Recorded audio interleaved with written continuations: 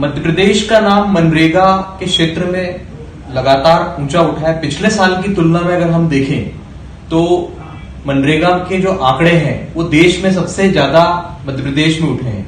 इसका श्रेय अतिरिक्त मुख्य सचिव श्री मनोज श्रीवास्तव जी को जाता है। आज हम मनोज श्रीवास्तव जी के साथ में बैठे हैं और हम उनसे जानना चाहेंगे कि मध्य प्रदेश में जो मनरेगा को लेकर काम किए हुए हैं उसको लेकर आपका क्या कहना है। इसका श्रेय एक्चुअली मध्य प्रदेश के मजदूरों को जाता है।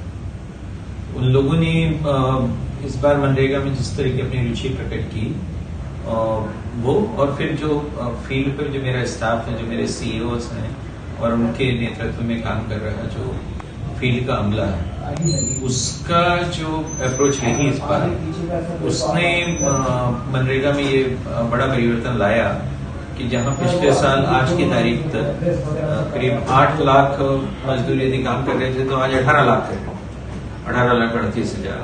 तो ये परिवर्तन जो आया मूलतः तो वो इसलिए आया कि कोविड ने एक संकट पैदा कर दिया था और उस क्राइसिस में ये हुआ था कि अप्रैल का महीना लगभग हमारा खराब ही हो गया और लॉकडाउन के कारण। उसके बाद जब मई में उसने रफ्तार पकड़ी तो मई के बाद से अभी तक ये स्थिति है कि हम लोग पिछले साल जितने कहना चाहिए कि परसेंटेज जनरेशन हुआ था, इस साल अभी तक ही उससे हम बहुत ज्यादा हो गए और हम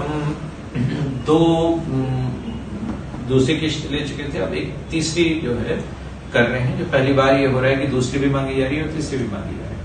तो ये इसलिए हुआ कि इस क्राइसिस ने हम लोगों को इस बात के लिए चिंतित किया कि ग्रामीण क्षेत्रों में जो वल्नरेबिलिटीज हैं, ग्रामीण क्षेत्रों में जो आर्थिक संकट हैं कोरोना के कारण जो कुछ और ज्यादा गहरा गए हैं, उसके विरुद्ध जो है मनरेगा को एक क्राइसिस रिस्पांस की तरह हम लोग कैसे आर्टिकुलेट करें, उसको कैसे करें। मनरेगा एक ऐसी योजना है जो डिमांड ड्रिवन योजना है, जो इस बात पे आधारित है कि मांग कितनी है और मांग के आधार पे ही बजट है। तो यदि ये डिमांड ड्रिवन स्कीम है तो यदि हम सही डिमांड आर्टिकुलेशन कर लें तो काम पैदा होगा। तो और उसके लिए वही काम हम लोगों ने किया। इसमें इसको सिर्फ सरपंच के ही आश्रित नहीं रखा, बल्कि इस बार पंचों को भी अधिकार दिए गए कि यदि आप भी पाते हैं कि कोई मजदूर यदि काम चाह रहा है तो आप भी उसका जो है कॉग्निजेंस ले सकते हैं, उसका संज्ञान ले सकते हैं। और इसके अलावा हर जिले में फैसिलिटेशन सेंटर, जनपद स्तर पे फैसिलिटेशन सेंटर बनाए कि जहां पर जो भी कोई काम मांग रहा है फोन कर ले और उसको मनरेगा के भीतर काम मिल जाएगा। और उसका परिणाम ये हुआ कि काफी सारे तो ऐसे मजदूरों ने फोन किए जिनके पास जॉब कार्ड नहीं बने हुए थे। तो पिछले साल जितने जॉब कार्ड बने थे इस बार उसके करीब 5 गुना से ज्यादा जो है जॉब कार्ड इस बार बन गए। वो इसीलिए हुआ कि उनकी जो मांग थी उसको एड्रेस करने के लिए एक रणनीति थी जो कोरोना के कारण जो है डिवाइस करनी हम लोगों के लिए जरूरी हो गई थी। और उसी रणनीति का परिणाम ये हुआ कि मनरेगा वास्तविक अर्थों में डिमांड ड्रिवन बनी।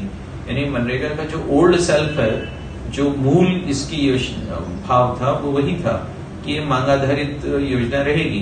बीच में फिर ये हुआ कि इसको हम लोगों ने लेबर बजट ओरिएंटेड बना दिया और हर ग्राम पंचायत का एक लेबर बजट बनने लगा। तो लेबर बजट के होने से ये हुआ कि इसका स्वभाव थोड़ा सा बदला और ये सप्लाई ड्रिवन हो गई थी। कोरोना के पीरियड में जब भारत सरकार ने 40,000 करोड़ रुपए और भी जो है एक पूर्व के 60,000 करोड़ के बाद एक और 40,000 करोड़ रुपए और देने का जो है राष्ट्रीय स्तर पर निर्णय लिया और वही विभिन्न राज्यों को मिला, तो फिर हम लोगों ने जो है इसमें एक अवसर देखा कि किस तरह से मनरेगा के जो मूल चरित्र था इसका, उसमें इसको वापस लाया जाए, इसको सप्लाई ड्रिवन की बजाय इसको डिमांड ड्रिवन बनाया जाए। वो हुआ इस काम से संभव। फिर दूसरी एक चीज थी कि मनरेगा में ये शिकायत होती थी पहले कि जो मजदूरी तो मिलती है लेकिन कोई सार्थक मूल्यवान किस्म के जो है असेट नहीं बनते हैं और अधिकतर जो है असेट्स अधूरे में पड़े हुए थे।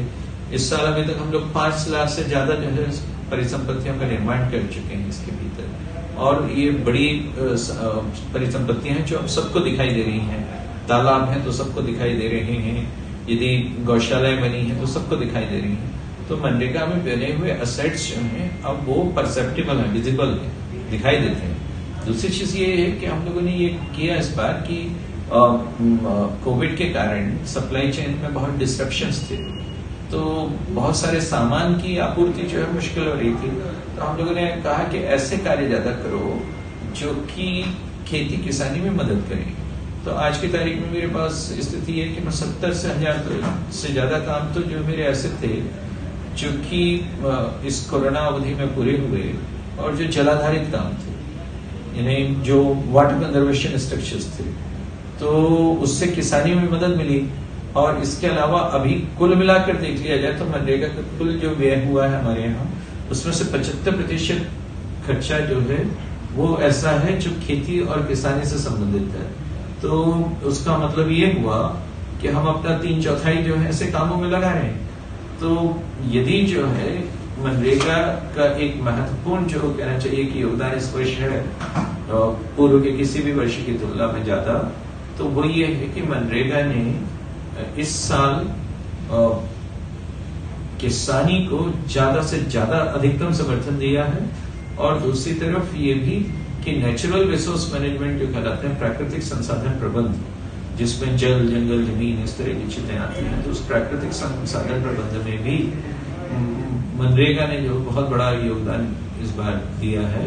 और हमारा 80% से ज्यादा खर्चा जो है वो कह सकते हैं हम कि NRM पे है, नेचुरल रिसोर्स मैनेजमेंट पे या प्राकृतिक संसाधन प्रबंधन। कुल मिला के ये कह सकते हैं कि कोरोना के आपदा काल को भी आपने अवसर मानकर इसको आगे बढ़ाया और इस मध्य प्रदेश का नाम एक देश में मनरेगा को लेकर ऊंचा हुआ है। हाँ, यानी कोरोना का एक जो असर है वो ये है कि सोशलाइजेशन ऑफ डेंजर हुआ। हाँ? खतरे का जो है समाजीकरण हो गया, सबको भय था। और शुरू में हम लोगों को भी परेशानी थी कि हमारा मजदूर भी भयभीत था। एक तो वो इतनी यात्रा करके लौटा था, माइग्रेशन से वापस लौटा था, तो उसका वो जो है ट्रॉमा तो था ही, मानसिक संघात जो है वो तो था ही। उसके साथ जो है फिर ये कोरोना की जो और दूसरी चीजें जो थी, तो एक तरह का सोशलाइजेशन ऑफ डेंजर था। मनरेगा ने जो है लोगों को प्रेरित किया कि वो सिर्फ जो कुछ असेट्स ही नहीं बनाए, कुछ परिसंपत्तियां ही नहीं बनाए और खुद अपनी मजदूरी ही नहीं कमाए, बल्कि अपने भीतर के इस भय को भी जीते। और इस भय को जीतने में इस बार हम लोगों ने किया कि मनरेगा के हर मजदूर को जो है 2 मास्क लिए, सोशल डिस्टेंसिंग के नॉर्म्स वगैरह का पालन करना भी सिखाया। तो उसी के कारण इतनी कठिन परिस्थितियों में भी इन मजदूरों ने पिछले किसी भी साल की तुलना में जो है दोगुने से बेहतर काम किया।